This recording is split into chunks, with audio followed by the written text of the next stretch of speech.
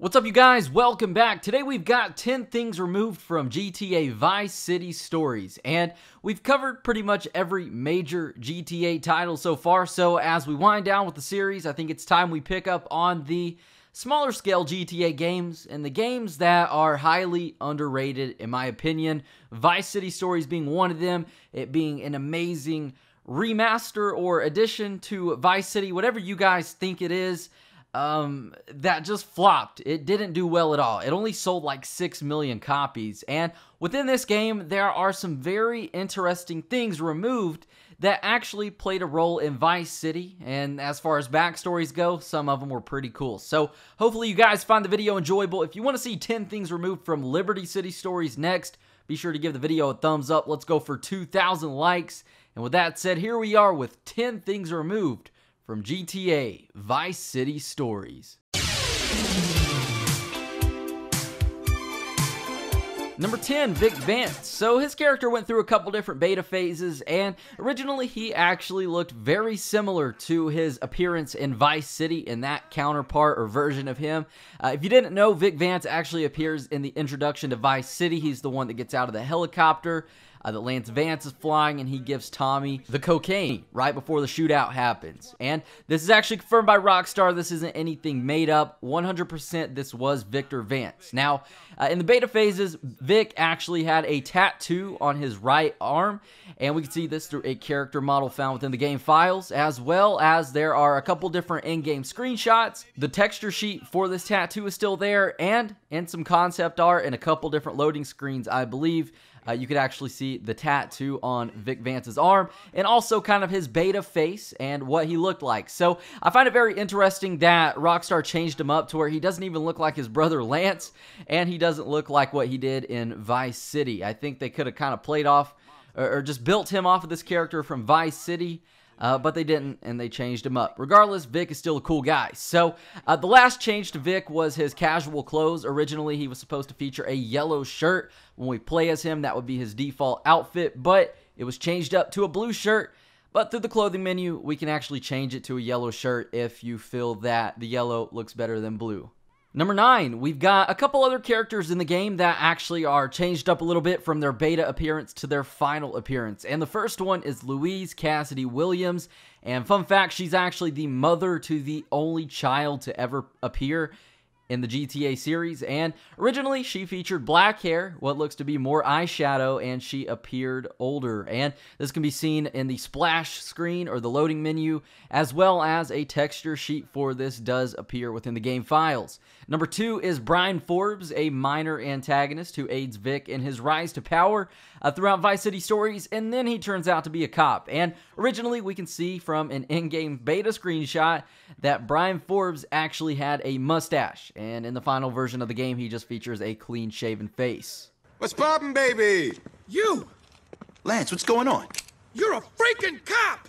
Number 8, there is a plethora of cut weapons from Vice City Stories that never made it into the game, and some of them just don't make sense. Like, the coding is there, the textures are there, they were literally just left there. They weren't added into the game. Literally, all you'd have to do is press a button, and they would be there. And the first one is the landmine. This is a weapon cut from GTA 3 and Vice City, and once again, for unknown reasons, it was cut out of the game, but does still exist within the game files. The model, texture, and heads-up display icon can all be accessed in the files, and they can actually be activated in the game with the use of a cheat device, or like a trainer. And number 2 would be the tear gas. This is another weapon, once again cut from previous titles, Vice City being one of them, and it's still in the game files, and just like the landmine, the model, texture, and heads-up display icons can be accessed and spawned in the game with the use of a trainer or cheat device. Number 3 is the cell phone. And instead of the pager that we get in-game, a cell phone was meant to appear, and it can still be seen through some mission cutscenes, and in the game files, there's a texture, model, and even a heads-up display icon for this one. So that's pretty cool, being able to whip out a big old box phone from the 80s instead of having the pager, but I thought the pager was pretty cool. And number 4 would be the equalizer. So this gun was actually named the 357 originally, and the Scorpion was actually named the Venom 9mm. Number 6, cut missions. So there are 5 total missions that never made it into the final version of Vice City Stories. We know this from taking a look inside the game files, and the missions were set to appear 1 for Brian Forbes, Gonzalez, Lance, Louise, and the Mendez Bros. That's who these missions that were cut were supposed to be for. Now, only one of these missions we know information and have some information about from some in-game audio and dialogue and one-liners found within the files, and it was supposed to be a mission for Lance called Faking It, where after the Brawn of the Dead mission, Lance attempts to make a cocaine deal selling fake cocaine to a dealer that's actually dust from plaster knocked off of a wall. I think there's a mission in GTA 5 just like this, and after Lance gets the money and kills the dealer, he finds out that just like the cocaine, the money that he took from this dealer is also fake. We gotta find better quality buyers. This money is forged. You can't trust anyone these days.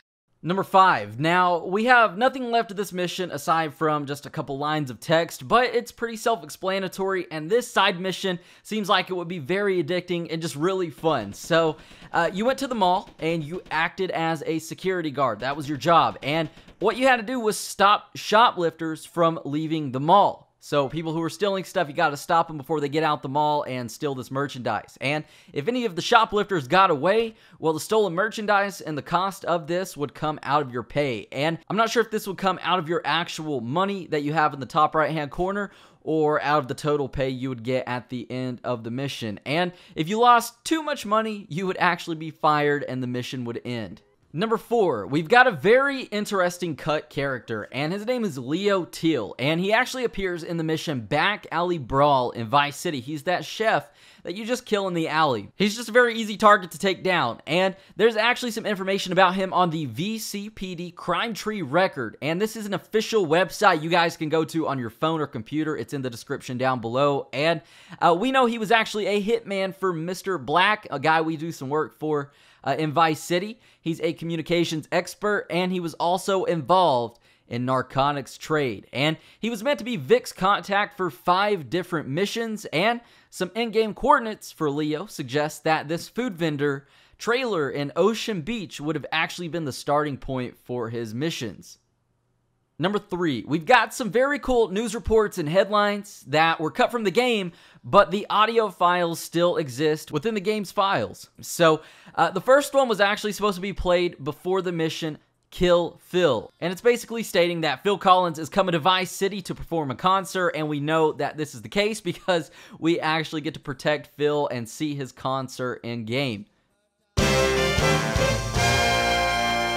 Rock star Phil Collins is set to perform a surprise concert at downtown's Hyman Memorial Stadium. Tickets are already selling out fast, though Phil has yet to set a definitive date for the show. When approached, Phil's management told VNN, Phil won't set a date just yet. His work is a labor of love, and you can't hurry love.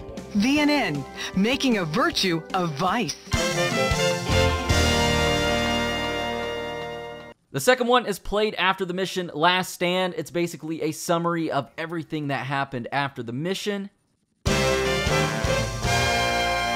stolen military helicopter demolished the upper floors of the Mendez Foundation's downtown building today. Reports filtering in tell of numerous casualties. Diego Mendez himself is said to be amongst the dead. Underworld sources say this was a legitimate hit on the Mendez brothers, whom they allege were 2 of Vice City's chief crime lords. Police have warned the public to remain vigilant as the assassin and thief is still at large. VNN, a no-snooze news channel. And the third one can be played just anywhere. And it's a headline for a maniac who went around Vice City killing innocent people on a rampage. So yeah, we know that can definitely happen anywhere and anytime in the GTA series. Dozens of innocent civilians were brutally slaughtered earlier today when a lone maniac went on the rampage in the streets of Vice City. Police, fearing that this could be the beginning of a brutal campaign of butchery, are said to have issued an APB for the man responsible, hoping to bring him swiftly to justice. VNN, doling out opinions to those in need. Number 2, the ammunition clerk. So I singled this guy out because in Vice City Stories, the ammunition clerks are actually quiet. They don't talk, they don't say anything. You go in there, you buy guns, and you leave. But within the game files, there are tons of lines for the ammunition clerk that still exist, and they're pretty interesting, and I'll let you guys have a listen in.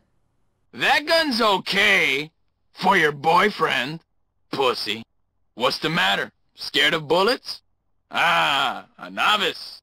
And number 1, we've just got a bunch of miscellaneous things and items removed from Vice City Stories. So the first one is actually heads-up display icons for a phone, property, and a clothing store. A texture sheet also exists called Civic Bit, which contains early textures for the Blista Compact. Number 2 is the Diaz loading screen, or the splash screen. I didn't actually know they were called splash screens, but for Diaz, we can see first off, it's pretty squished, but if we take a closer look, his face was touched up a bit, and Diaz actually had hair.